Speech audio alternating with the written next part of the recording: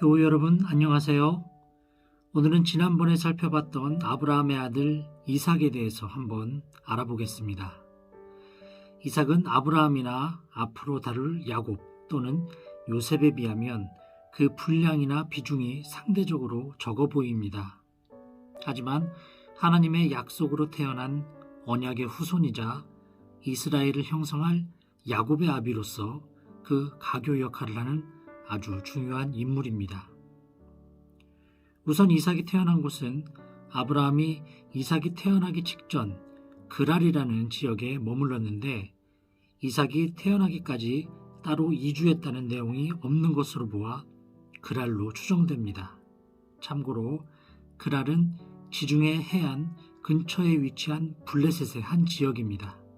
현재 이스라엘의 가자지구 동쪽에 있는 곳입니다. 지난 시간에도 언급했듯이 이삭은 아브라함이 100세 그리고 그의 어머니 사라가 91세에 낳은 기적의 결실입니다. 그런데 사실 아브라함은 하나님으로부터 그 약속을 받았을 때 속으로 웃고 말았습니다. 왜냐하면 그때 나이가 이미 99세였기 때문이죠. 사실 아브라함은 언약의 응답이 지체되자 인간적인 방법을 선택하여 아내의 여종 하갈을 통해 이스마엘이라는 아이를 낳은 상태였습니다. 그래서 체념 섞인 목소리로 이스마엘이나 하나님 앞에 살게 해주십시오 하고 간청을 하죠. 심지어 사라 역시 마므레 상수리 나무 근처에서 아브라함이 하나님의 새 천사를 영접했을 때 아들을 주시리라는 언약의 말씀을 우연히 듣다가 속으로 웃습니다. 왜냐하면 사라 또한 나이가 이미 90세였고 여성의 생리가 끊긴 상태였기 때문입니다. 하지만 신실하신 하나님은 그 약속에 끝내 응답하셨고 이 기적 같은 사건을 두고 사라는 하나님이 나를 웃게 하시니 듣는 자가 다 나와 함께 웃으리로다 라고 외치며 기뻐했습니다. 한편 히브리인들은 자녀의 이름을 지을 때 당시의 상황이나 마음의 상태 등을 따져 그 이름에 의미를 부여하는 문화와 전통이 있었습니다. 이삭의 경우 언약의 아들로서 하나님께서 직접 이름을 지어주셨는데 이삭의 이름에는 웃음이라는 의미를 담고 있고 이는 이삭이 태어났을 때 사라가 기뻐서 웃었다는 것과 소식을 들은 이웃들이 그 기쁨을 나누며 함께 웃었다는 상황을 반영합니다.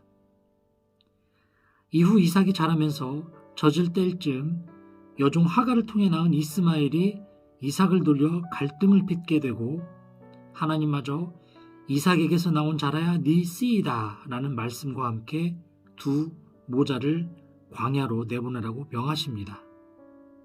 하지만 생명의 하나님은 이스마엘 역시 아브라함의 씨임을 인정하시며 내치시지 않고 그들의 생명을 보존해 주시며 민족을 이루게 하십니다. 이 외에 이삭의 유년기 시절 이야기는 찾아볼 수 없습니다. 하지만 이제 지난 시간에도 다뤘던 하나님께서 아브라함을 시험하시고자 아들 이삭을 바치라고 명하셨던 모리아 땅 번제 사건이 등장합니다. 이 사건을 이 시간 이삭의 입장에서 살펴본다면 어떨까요? 아브라함은 분명 하나님에 대한 전적인 믿음과 신뢰로 순종하여서 이 시험을 이겨냈지만 아무 죄 없는 이삭은 과연 어떤 마음이었을까요? 결론부터 이야기하자면 이삭 역시 하나님에 대한 믿음이 확고했고 또 하나님뿐만 아니라 아버지에 대해서 철저히 순종하는 아들이었다는 것입니다. 먼저 당시 이삭의 나이에 대해서 유대교 역사를 집필한 요세푸스를 비롯하여 여러 학자들이 그의 나이를 추측했는데 이는 말 그대로 추측일 뿐 성경 그 어디에도 그때 이삭의 나이를 말해주고 있지 않습니다. 하지만 확실한 것은 이삭이 제사에 쓰일 나무를 지고 갈 정도로 장성했다는 것을 미루어 짐작하건대 그는 아마도 힘이 넘치는 젊은이였을 것이라는 사실입니다. 또한 이삭이 제사에 대해서도 잘 알고 있었다는 사실을 말씀을 통해 확인할 수 있습니다. 번제에 쓰일 모든 것이 다 갖추어진 상황에서 이삭은 아버지에게 오로지 한 가지 질문만을 던집니다. 불과 나무는 있거니와 번제할 어린 양은 어디 있나이까? 제물은 하나님이 친히 준비하시리라는 답변과 함께 아브라함은 이삭을 제물로 바칠 준비를 합니다. 그런데 그를 결박하고 칼로 잡으려는 순간에까지 이삭이 저항했다는 내용이 없습니다. 100세가 넘은 할아버지 아브라함을 젊은 이삭은 자기 생명을 구원하고자 하면 얼마든지 뿌리치고 도망할 수 있었습니다. 하지만 이삭은 그 모든 과정 가운데 자신이 제물이 될 것이라는 사실을 충분히 짐작했을 것임에도 불구하고 자신의 생명을 하나님께 바치려고 합니다. 이렇게 죽을 위기에 처한 순간이 되면 우리의 믿음은 과연 하나님을 향할까요? 십자가 앞에서 예수님을 부인한 베드로를 떠올려 봅니다. 우리의 믿음이 영원한 생명을 바라보지 못한 십자가 앞에서의 베드로는 아닐까요? 아직 겪어보지 못해 단언하기 힘듭니다.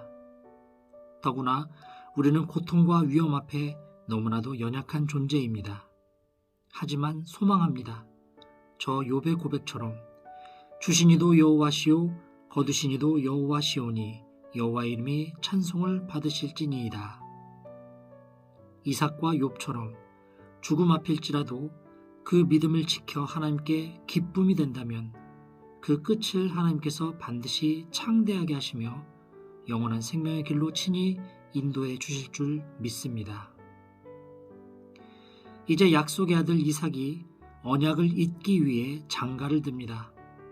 아브라함은 자기의 종에게 이삭의 아내를 구해오라는 특명을 내리는데 참고로 당시 종이 집안일을 책임지고 처리하는 것은 흔한 일이었다고 합니다.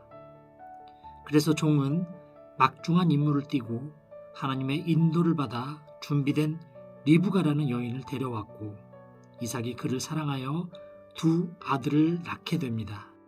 그들이 바로 에서와 야곱인데 야곱은 우리가 잘 아는 대로 이스라엘 민족 12지파를 형성하게 되는 주인공이죠. 한편 이삭은 아브라함의 장례를 마친 후 부엘라 헤로이라는 지역에 한동안 거주했는데 곧 기근이 들어 블레셋의 그랄로 지역을 옮깁니다. 하나님은 아브라함과 마찬가지로 이삭에게도 복을 주시어서 재산을 풍성케 하시는데 이를 본 블레셋 사람들이 그를 시기하여 이삭의 우물을 흙으로 메우며 다투는 사건이 발생합니다. 지역의 특성상 물은 그 어느 곳보다도 소중했습니다. 우물을 메웠으니 얼마나 화가 났을까요? 이에 이삭은 거처를 옮기는데 그곳에서도 우물로 인한 다툼이 2차례 더 일어납니다. 이 일련의 사건들을 통해 우리는 이삭의 성품을 확인하게 됩니다. 즉, 이삭은 다툼이 발생할 때마다 그 어떤 주장도 하지 않고 물러났다는 사실에서 온유, 그러니까 하나님의 종으로서 순종하는 자세로 이웃을 대하고 고통이나 억울함 속에서도 부드러운 심령으로 겸손히 참아내는 성품인 온유를 봅니다. 다툼은 여러 이유로 발생하는데 대표적으로 욕심으로 인해 생깁니다. 인류의 역사를 전쟁의 역사라고도 하죠. 통계에 의하면 5천년 인류 역사 중 평화기간은 약 8%에 불과하다고 합니다. 이삭의 온유함, 세상 사람들이 이와 같다면 과연 인류의 역사는 어떻게 쓰였을까요? 마태복음 11장 29절에 의하면 온유는 그리스도의 속성이기도 합니다. 나는 마음이 온유하고 겸손하니. 우리도 성령께 의지하고 간구하여 이삭과 같이 그리스도와 같이 온유한 성품으로 세상을 대하면 분명 이 땅에 하나님 나라가 확장되는 역사가 일어날 줄 믿습니다.